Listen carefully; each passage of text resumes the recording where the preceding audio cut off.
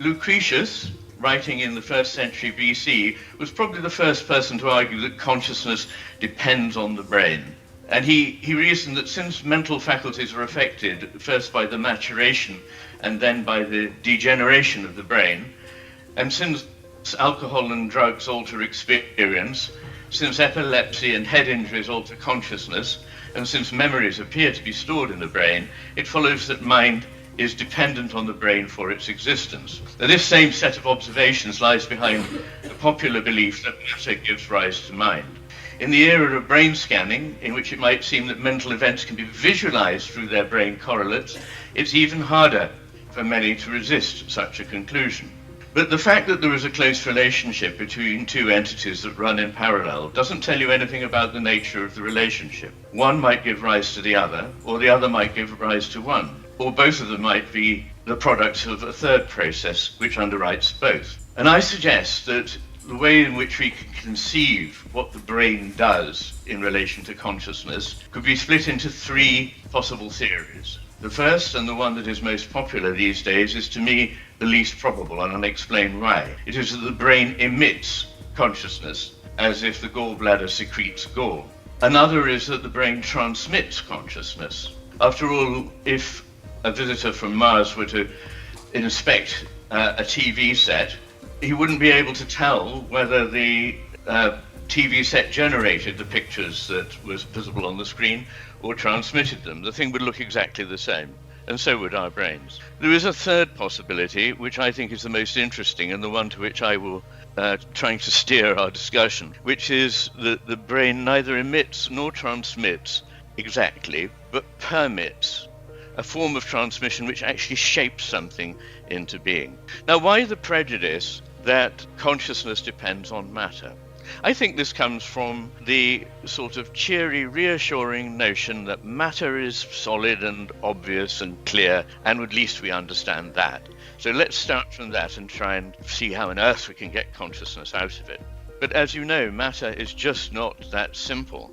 In fact, the closer you look at matter, the more it becomes evanescent and as problematic as consciousness itself. Indeed, it is almost impossible, or according to most physicists, absolutely impossible to separate consciousness and matter. Now, Sir Charles Sherrington, in his great masterpiece, Man on His Nature, wrote about this: for myself, what little I know of the one doesn't, speaking personally, even begin to help me towards the how of the other. The two, for all I can do, remain refractorily apart. They seem to me disparate, not mutually convertible, not translatable the one into the other. Now, the fact that he says the how, I'm always alert to that, because one of the distinctions, I believe, between the take of the right hemisphere and the left hemisphere on the world is that the left hemisphere focuses relentlessly on the what, and the right hemisphere is more able to see that the how influences what the what is. So this how may be a clue. If we are going to try and resolve Sherrington's problem, and I think we would all probably agree with his feeling that they seem quite separate and incommensurate, there are a number of strategies. First of all, we could deny the existence of consciousness altogether, so we just have matter. I suppose symmetrically we could deny the existence of matter and say that all there is consciousness. A third option would be to say that they both do exist but are totally distinct, or fourthly, that they exist but are in fact the same. Or, fifthly, and the one that I shall be favouring in this talk, that they are distinct phenomena reflecting different aspects of a nonetheless indivisible reality. An ant colony from some way away seems like a solid, identifiable black moving mass. But as you get closer, you see individual ants, and as you go into the ants, you see particular cells, and as you go on down, you see molecules.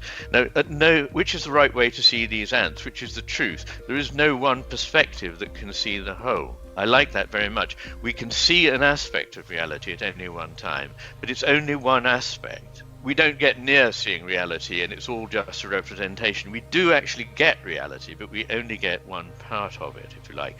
And what I like about this idea, you can't see everything, is imaged in probably the most famous of all the Zen rock gardens, the garden of Ryoanji, in which there are 15 stones, but they're so placed that there is no place in the garden from which you can see all 15.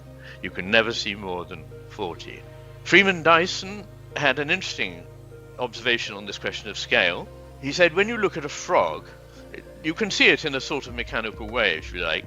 Certainly when you get down to the level of a cell, it seems more mechanical. As you get down to the DNA, it seems perhaps more mechanical still. But as you get down into the molecules that compose DNA, it stops being mechanical and starts to obey principles that we don't entirely understand, those of the probabilistic nature of matter. So is consciousness then not just in us, but in everything that exists? This is panpsychism, and it's recently become quite popular in philosophy, I'm pleased to say, partly because of the efforts of Galen Strawson, and partly Christian de Quincey in California, and is now a wagon on which a number of formerly rather tiresome philosophers have jumped on board. So this is very good. And it's an ancient idea. Heraclitus and Empedocles, who were both pre-Socratic philosophers, were panpsychists. And so in the 17th, 18th century, Spinoza and Leibniz and Herder and Schopenhauer, and even Russell, Bertrand Russell, good old Bertie. For comparison, he said, we know the intrinsic character of the mental world to some extent, but we know absolutely nothing of the intrinsic character of the physical world. And he goes on to describe how things we think of as inanimate behave in a way that a shift of perspective would show us is just, if you like, a kind of version of animacy. Sir Julian Huxley wrote that the relationship between mind and matter is so close that mind, or something with the nature of mind, must exist throughout the entire universe. This, I believe, is the truth.